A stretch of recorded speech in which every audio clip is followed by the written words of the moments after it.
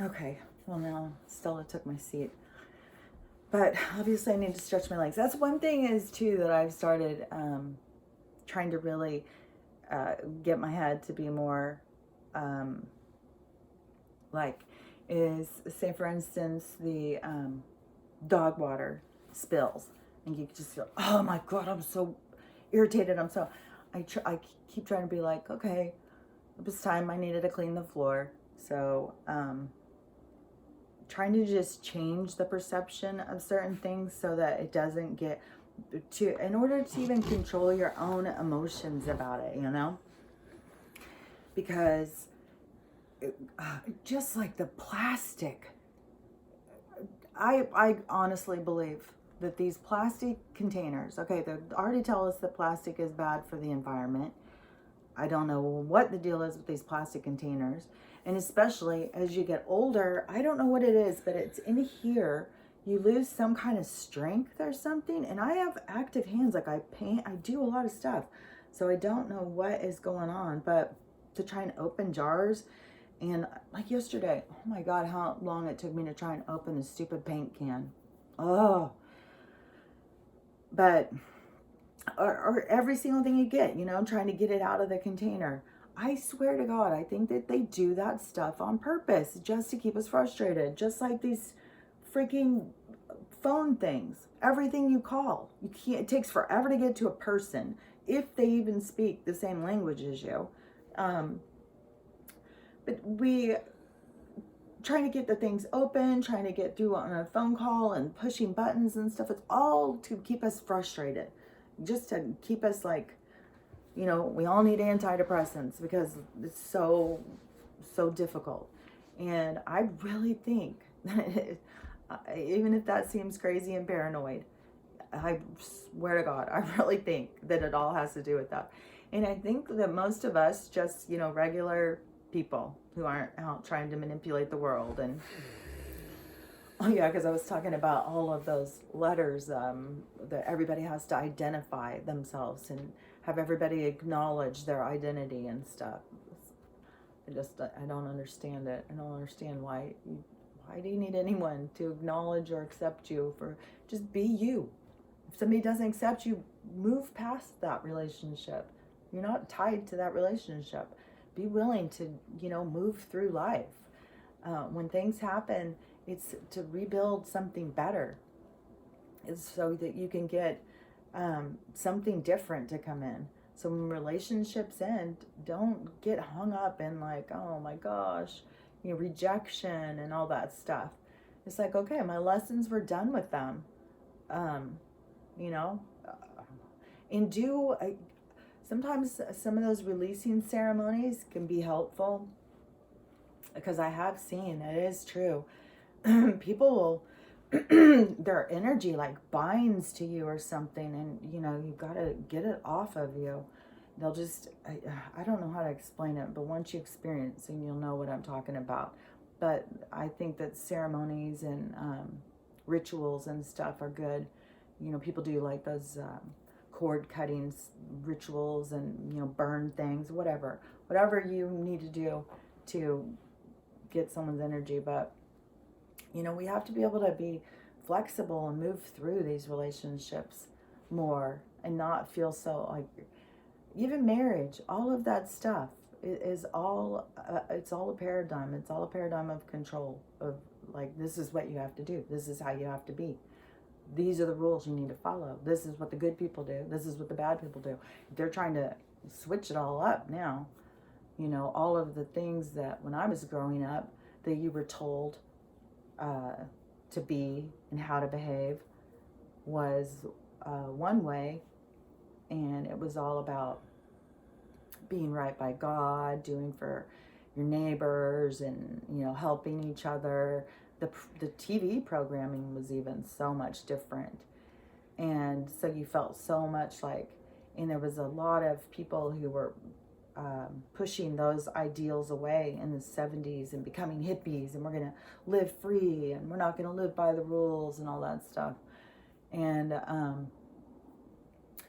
you know, there's just always these changes occurring in society.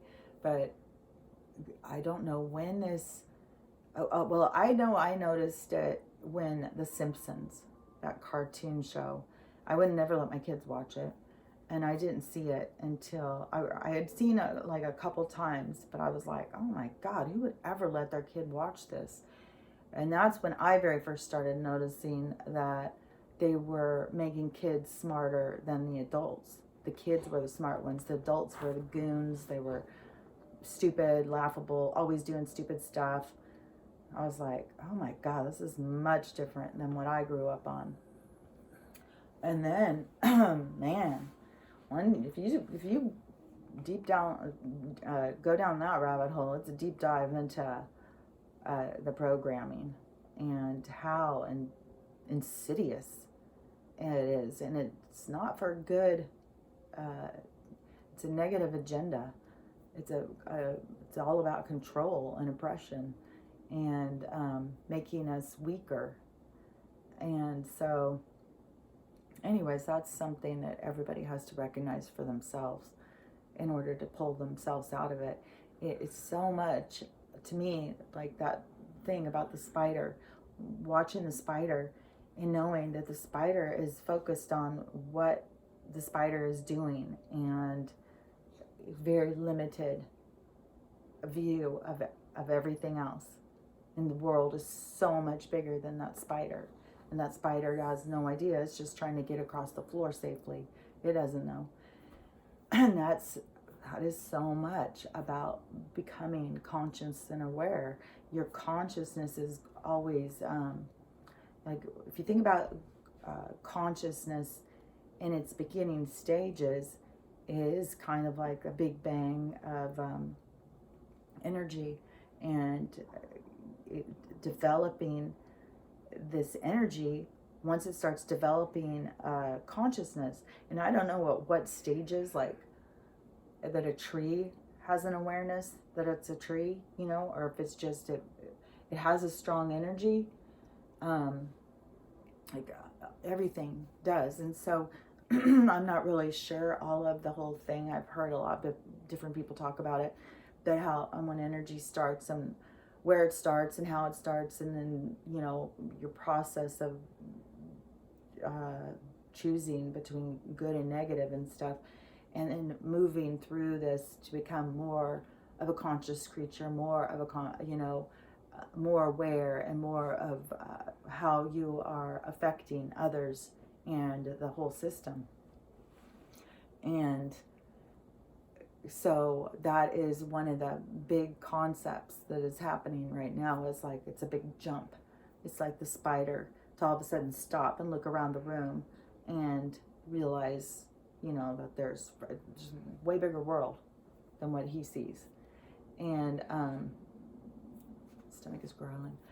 And so, like, one thing I've noticed, having a big dog, and a lot of people who have big dogs know, like they get called gentle giants and stuff. Like they're just the sweetest, most gentle creatures, these big old giant dogs. And then little dogs have the reputation of being little bitches. They are just, they're mouthy, snappy. They're just generally a lot bitchier than big dogs. And I was thinking, I really think that in order to go into a big dog, a soul to go into a big dog, they're like getting to the point of like going to be born more into human beings or something. Like they are so much more like, I can tell Stella stuff and she'll think. Like I'll watch her think and process and react to what I'm saying, and way more than just like little words, like whole sentences, whole things that I can tell her. And her awareness of my needs and all of my stuff. And my golden retriever, he's the one in the background, and he's always making noises. He's basically dying. But it's I've never had a dog age like this. I've had, dogs just die. You're like, oh, like just die suddenly. Um, I don't know, heart attack. Um, I'm not even sure, but I've never gone through this, what I'm going through. Ever since he was little, he he's a big giant golden retriever, like one of the hugest one I've ever seen compared to other people's. And when we went and picked him out, he was the biggest in the litter. He was the biggest.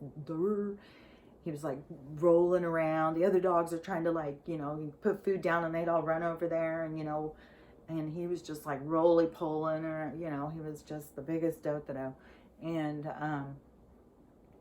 my daughter and I were like, oh my God, look at how cute. That was just who he is, or was. It was just, didn't ever put thought into anything. He was just, but he was all about love. Just love, love, love, love, love, love. But I didn't matter any more to him than the stranger down the street. But I take him to the dog park, all he wants to do, he doesn't want to play with the dogs. He wants to go around from person to person to person and have them pet him. And you'll see that with a lot of golden retrievers. They'll go. And that's why I think they're used for those comfort animals or whatever, when you take them to the nursing home and they can sit and pet him for hours and stuff. Because yeah, Winston would be pet for hours, would never get up and walk away. I've had people sit and go, oh my God, I've been petting Winston for hours. Like, he's got your number, because yeah, he's using you. And if you won't pet him with your hands and stuff, he'll try and come up and rub himself on your feet. But he was just always just so, just bouncing around, just a big loving dog, just love, love, love, love, love, and eat and eat and eat and eat. But he had skin conditions, he had terrible allergies. They were always putting him on medicine. There were so many times I thought, oh my gosh, he's gonna die. There was times where he was just like panting all the time, and then I had to put him on a diet, and he lost a bunch of weight and he got a much thinner. And he was looking great. He was super healthy. He was doing really good. And then all of a sudden, he just started going out, and it was taking him a long time to pee, really long time. And I would go out and I would see, and he would be out there just kind of like, oh, oh. He didn't cry or anything. He would just be grunting. And he was straining everything. You could tell it was a big strain, and there was just like spurts coming out. And so I thought, this is weird. It must be like prostate for old man dogs, and then I think it's there was something else that happened. So I took him to the vet, and then they wanted to run all these tests on him. Tests that they said that they couldn't even do, because he all of a sudden that morning he could no longer hold his urine. It just was coming out, just leaking out.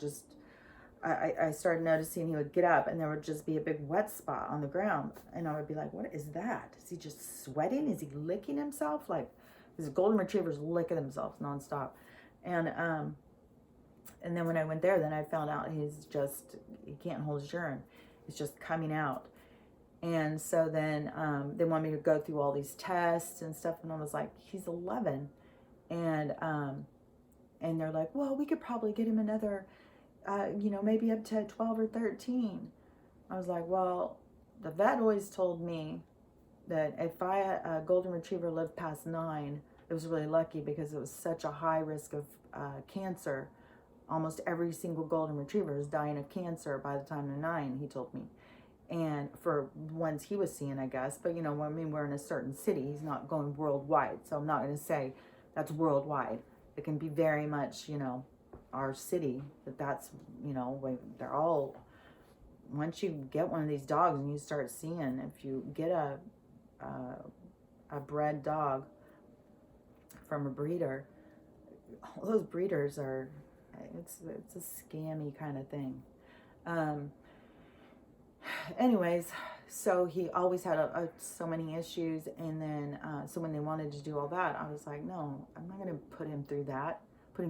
I was like, what if we do those tests, and what are we going to do after that? Well, we'll do surgery and or start him on chemo. And I was like, but they had already done the thing and saw he didn't have a blockage. And so I got antibiotics and got some Neurontin, and he was taking that, and it didn't seem to change anything. He didn't have bacteria in his urine anyways. They said he just had blood. And then he's like, he has to wear diapers and stuff, but there'd be like blood clots that will come out, and I'll think, oh my God, this has got to be it. This is got to be the day he's going to die. This is insane. And nope, I'll just keep going. And now he's going to the bathroom straight. I mean, it just comes out of him. Like you can smell when it comes out, because it is pure ammonia. I don't even know how this could be coming out of a living thing. These smells, like pine sol is coming out of him. It's horrible smelling. And I don't understand. And when I was a nurse, when people were in liver failure and they have the ammonia build up, they just kind of go to sleep, and it's they get kind of whacked out, which she's very whacked out, but then they kind of just go to sleep, and their brain's just poisoned, and they go to sleep and they die. It's pretty peaceful. And so I don't understand how, this has been going on for a couple months, so I don't know. I've just never gone through this experience before, and everybody's like, well, just take him and have him put to sleep. And when I have even taken him, that's not even something they'll talk about. If your dog is, like you ran into the vets that day, he's all excited and wants to kiss everybody. Like your dog has to be days or hours away from death when they do it. They don't do it if it's like, okay, well, they're, the vets that I've met out here anyways, because I moved here. If I still had his baby vet, the vet he had his whole life, I'm sure that would have been a different thing that would be happening. But then when you're like, oh my gosh, can I really, take him, drive him down there, see him be excited, think we're going somewhere, and then take him to his death? I just can't do it. I just keep on praying every night. Like, I keep telling him, you can release yourself from this body. Don't hold attachments to me. I don't know what he's holding on to, but it's really, really heartbreaking. Especially he's just such a loving, and he's so annoying. He had no sense whatsoever. Couldn't teach him anything. That was another thing. Golden retrievers are supposed to be so smart. I would hear about these ones that can open doors and all sorts of stuff. Biggest thing Winston could do is, if you had a plate of food, is jump on top of your plate and take your food. That's his well thought out plan. And he did it a lot of times. But anyways,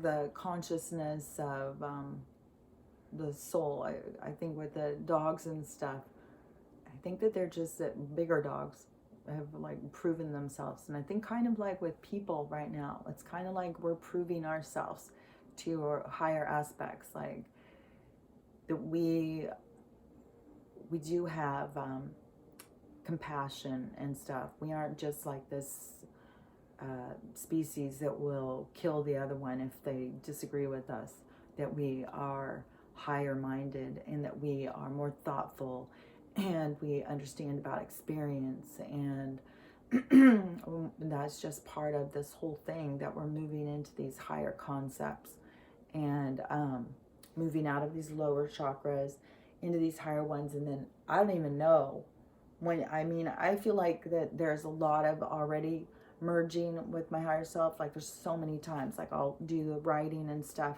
I can't even read the writing to remember what it is. I have to sit there and keep looking at it like, well, what was I saying? It's like when you're channeling, you don't know. And there's so many times when I'm talking, it just, the stuff starts coming through, and I have no idea what,